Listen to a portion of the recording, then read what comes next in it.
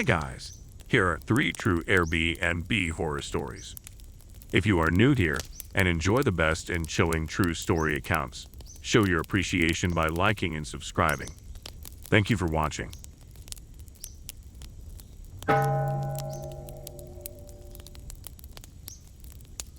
Hoping to clear my head after non-stop, stressful weeks at work, I decided to book an Airbnb when the power went out at my apartment. The outage was expected to last for days, so I looked for a temporary getaway instead of crashing with friends or getting a plain hotel room.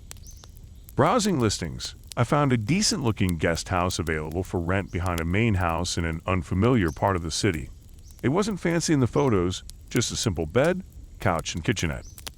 But it was affordable and available on short notice, so I went ahead and booked it as my powerless hideout. After reserving online, I packed a bag and headed across town to the address. The neighborhood wasn't one I knew well, and it looked quite rundown, with cracked sidewalks and boarded-up shops. The main house on the property appeared worn too, with peeling paint and overgrown bushes in the yard. At least the guest house was tucked away privately in the back corner of the large lot. Unlocking the door, I stepped inside and took a look around. It wasn't anything special, but was clean and had the basic amenities I needed. After lugging in my bags, I ordered takeout since I hadn't gone grocery shopping. I tried to relax with dinner and TV, but couldn't shake a strange uneasiness being in this unfamiliar place. The next morning, I was making coffee when loud knocking at the front door made me jump. I peered out the window and saw a man I didn't recognize, tall and muscular, with tattoos covering his arms and neck. I had no idea who he was or what he wanted, so I cautiously kept quiet and still until he stopped and left. I felt unsettled as I continued getting ready, wondering who he was and why he showed up. I tried to shrug it off and focus on work, taking occasional breaks throughout the day to walk laps around the neighborhood. It wasn't the nicest area, but seemed safe enough in daylight. That evening, another round of forceful knocking reverberated through the small guest house. My heartbeat quickened rapidly as I looked outside. The same tattooed man was at the door. I backed away silently on trembling legs, hoping he would leave. He pounded several more times before I finally heard his heavy footsteps retreating. Debating whether to just pack up and book a hotel room, I remained frozen in apprehension and uncertainty. I triple-checked that the door was locked and latched for the night before attempting to redirect my attention back to work. I ended up working late into the night to meet an approaching deadline. Exhausted, I was just about to get ready for bed when I noticed dirty shoe prints all over the living room floor. My stomach knotted up tightly as I followed the trail and saw they led directly to the back door, which was now cracked open. I grabbed my phone with shaky hands to call the police, but just then, I heard heavy footsteps creaking the boards above me. Someone was upstairs in the small guest house. Absolute terror gripped every nerve of my body. I ran to the front door and desperately fumbled to turn the deadbolt key. As soon as I yanked open the door, I saw the tattooed man thunder down the last steps and turn in my direction. Adrenaline pumped through me as I sprinted to my car and frantically jammed at the key fob, hands slick with sweat. Just as I jumped into the driver's seat and peeled out down the dark street, the man came barging out of the house behind me. I drove aimlessly for a minute, heart pounding relentlessly, before pulling over with screeching brakes. I dialed 911 with trembling fingers. The operator said police were on their way but told me to keep driving as a precaution. I gave my location, then saw headlights speeding up behind me. In panic, I took off just as the other car was pulling up beside mine.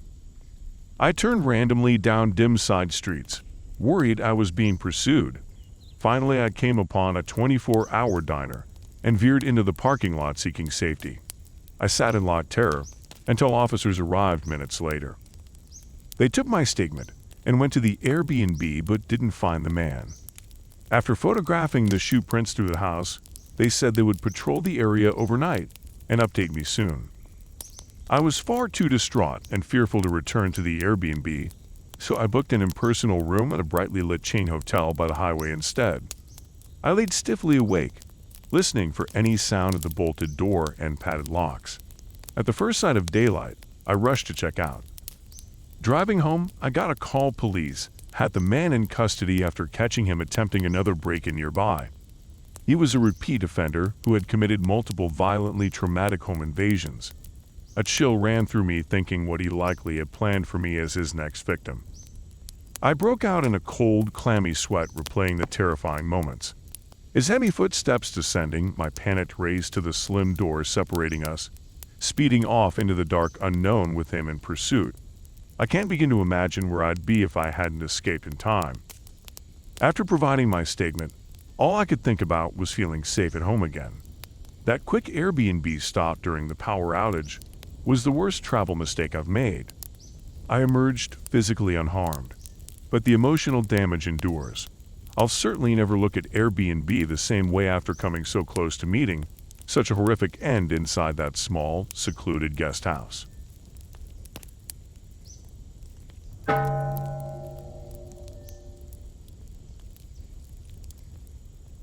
When I booked the Airbnb for my work trip, I never could have imagined the nightmare that would unfold within those walls. The online listing depicted a charming little blue cottage, nestled on a quiet tree-lined street in a cozy small town. It seemed like the perfect peaceful home base for my week-long trip. I should have known it was too good to be true. After an uneventful flight and drive to the rental, I arrived at the cottage as the sun was going down. I remember noting how still and serene the neighborhood was. I unloaded my suitcase and work bags, looking forward to a good night's sleep before my work meetings began the next day. Inside, the cottage looked just as cute as the photos, with vintage furniture and sunny yellow accents. I settled in, reviewed my notes for tomorrow, and decided to head to bed early. As I got ready for bed in the quaint upstairs guest room, I thought I noticed a shadow pass by the window out of the corner of my eye. I paused, looking out into the darkness, but didn't see anything amiss in the backyard. Probably just a stray neighborhood cat, I reasoned. Still, I made sure to double-check that all the doors and windows were locked before going to sleep. Later that night, I startled awake to the sound of a loud thump downstairs. My heart began thudding as I lay frozen in the dark, ears straining, and I imagined it. Then I heard the distinct sound of footsteps creaking on the old wood floors. My stomach dropped as I realized someone was moving around downstairs. Terrified, I considered hiding under the bed or even jumping out the second-story window. But I knew I had to investigate and confront whoever had broken in. I inched open the bedroom door, cringing as it creaked loudly in the silence. Gripping a heavy glass lamp as a weapon, I crept slowly down the stairs, avoiding the spots I had learned earlier creaked underfoot. I could see a faint light coming from the living room. A shadow passed by the entryway, and I stifled a gasp. Peering around the corner, I could make out a tall figure rummaging through my bags and work items strewn around the living room. Shock and anger rushed through me as I realized this stranger was rifling through my personal belongings. I tightened my grip on the lamp and stepped into the living room, yelling, "Hey, stop! What are you doing?" The figure froze and turned towards me. As he stepped forward into a shaft of moonlight, I could see his face for the first time. He looked to be a man in his 40s, with stringy blonde hair and pockmarked skin. But it was his eyes that truly frightened me, cold, dark, and empty of any emotion.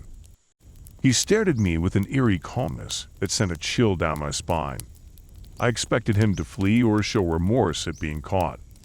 Instead, he looked me up and down with a predatory hunger that made my blood run cold. "You should be more careful, leaving your window unlocked like that," he said in a gravelly voice, gesturing with a crowbar towards the busted back window. He took a menacing step in my direction.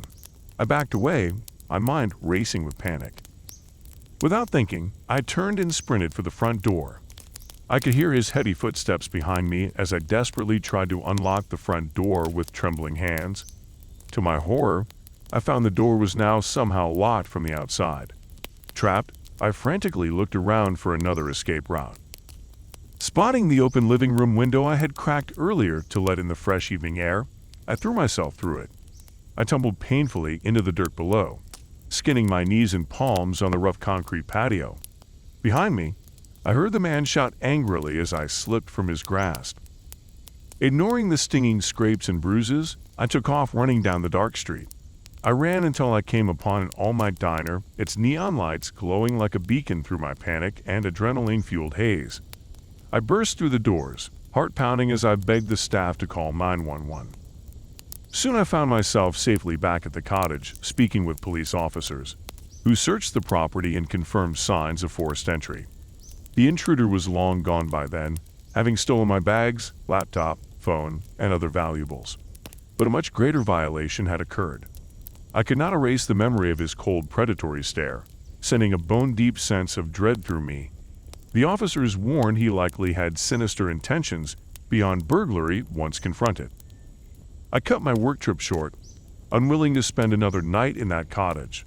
I tossed and turned the remainder of the night, jumping at small noises that reminded me of his footsteps creeping up behind me. Every time I closed my eyes, I saw his shadowy figure looming closer. I left the cottage at the crack of dawn, speeding off as soon as the sun rose over that deceivingly peaceful neighborhood. In the months since, I still feel haunted by the chilling events of that night. I quadruple check locks, scan shadows, and shy away from dim corridors or lonely roads at night. Joyful gatherings can turn eerie at the slightest reminder. A similar build or gravelly voice. That predators walk among us concealed in plain sight. A distrustful wariness lingers inside me now, erasing the carefree openness I once possessed. I know now that behind the cheerful facade of any home or town, unspeakable darkness may lurk unseen. Nowhere feels truly safe anymore.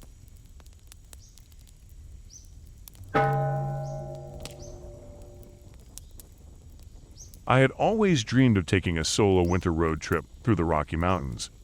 I finally made plans for it this year. I rented an SUV, stocked up on warm clothes and coffee, made a playlist of my favorite folk music, and mapped out a route through small towns in Wyoming. I envisioned waking up each morning to a stunning snowy landscape outside my window. I couldn't wait to make this dream a reality. The first day of driving was everything I had hoped for. I marveled at the snow-covered pine trees and jagged mountain ridges that surrounded the winding highway. I belted out the lyrics to my favorite songs and felt complete freedom being on the open road. As evening darkness crept in, fatigue started setting in. I planned to stop at the next town, but there were no signs of civilization ahead. The falling snow grew thicker, limiting visibility. I pulled into a gas station to look for a place to stay overnight. There were no chain hotels around, but I found an Airbnb rental cabin listed in a rural town about 20 minutes away. It looked cozy in the photos and was very affordable, so I immediately booked it. My sense of adventure faded as I turned onto the remote country road leading to the cabin. It was pitch black, the snow coming down hard. I could barely make out the driveway in front of me until I was right upon it. The cabin itself was dark and still. I lugged my suitcase up the icy front steps and unlocked the creaky door. A wave of cold air hit me as I entered the pitch-black cabin. I fumbled along the walls searching for a light switch, eventually finding one that revealed a small, rustic interior, all wood floors and log walls. After cranking up the thermostat, I surveyed the place. The living room had just a couch, a brick fireplace, and a deer head mounted above the mantel.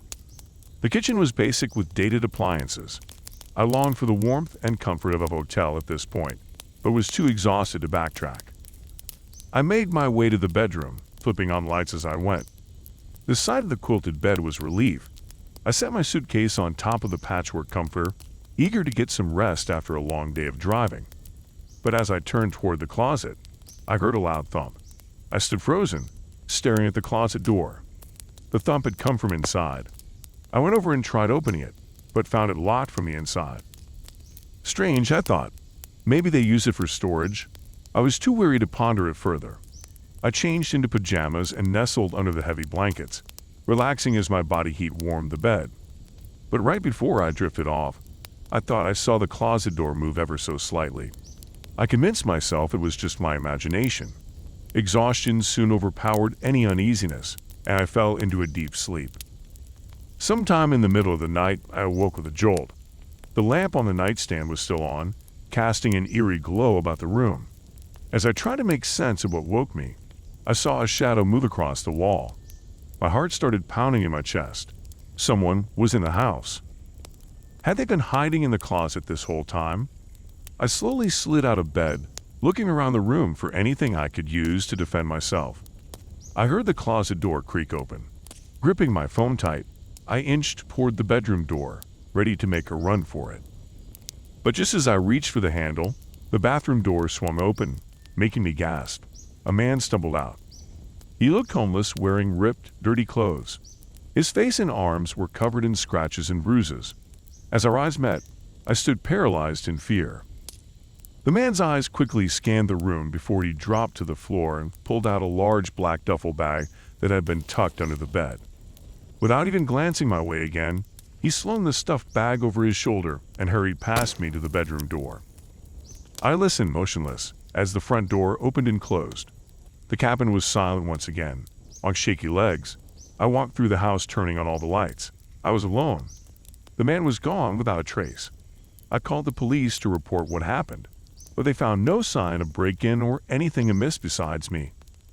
I cut my road trip short after that terrifying night. I drove home rattled, constantly checking the rearview mirror, feeling like I was being followed. I struggled to sleep in my own bed, imagining that man hiding just inches away, able to grab me at any moment. Who was he? A deranged squatter? Someone escaping from a crime? And what was in that mysterious bag he pulled from under the bed? I'll never know why he was in the cabin, or what would have happened if I had drifted off again, completely unaware of his presence in the closet.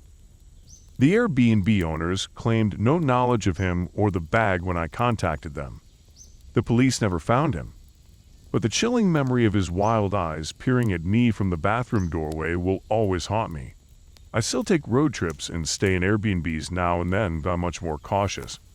I always make sure closets are empty and lock the bedroom door tight each night. You just never know who was there before you or who could be hiding inside, patiently waiting to come out when you're most vulnerable. My night in that Wyoming cabin taught me that. Thank you for watching till the end. If you enjoyed it, check out my other videos.